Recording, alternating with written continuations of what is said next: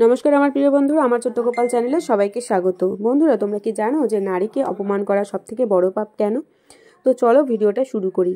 স্ত্রী, পুরুষরা যাদের নাম দিয়েছে নারী, পুরুষরা ভাবে, নারীরা ভাবে যে কিছু বলে কিছু নেই, অন্য কিছু নেই, আর করে অন্য কিছু, ভাবে একটা করে আরেকটা।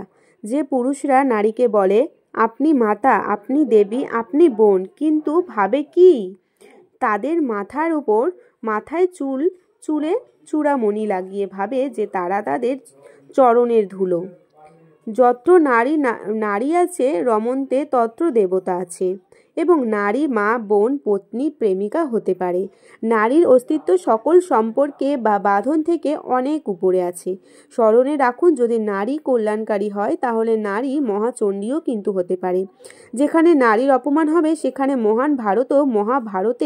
মহাভারতের মতো হবে। আর যদি নারীর অপমান হয় অর্থাৎ আপনার বিনাশ আপনার নিকটে আসছে।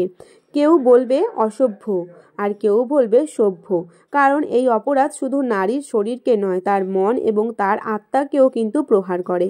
রাবণ সীতার হরণ এই জন্য করতে পেরেছিল, সীতার সরলতার কারণে রাবণ এই দুঃসাহস দেখাতে পেরেছিল। এবং যদি কেউ আপনার সম্মানের সীমা পার করার চেষ্টা করে তাকে সেখানে আটকাতে শিখুন। তখন কোনো পুরুষের সাহস থাকবে না যে আপনাকে আবার অপমান করার চেষ্টা করে, কারণ নারী জননী আরাধ্যা। মনে রাখুন, নারীর অপমান করা কিন্তু কখনোই উচিত নয়। সেটাই আপনার মৃত্যু আসার চিহ্ন হয়ে দাঁড়াবে।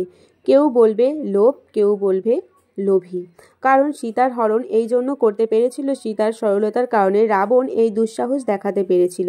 কিন্তু অশোক বটিকায় সীতাকে রাবণ স্পর্শ করতে কিন্তু পারেনি। কেউ যদি আপনার সম্মানের সীমা পার করার চেষ্টা করে তাকে সেখানে আটকাতে শিখুন। তখন কোনো পুরুষ সাহস হবে না আপনাকে অপমান করার। তো বন্ধুরা, ভিডিওটা এই পর্যন্তই। ভিডিওটা ভালো লাগলে লাইক, কমেন্ট, শেয়ার আর অবশ্যই চ্যানেলটা সাবস্ক্রাইব করে দেবেন।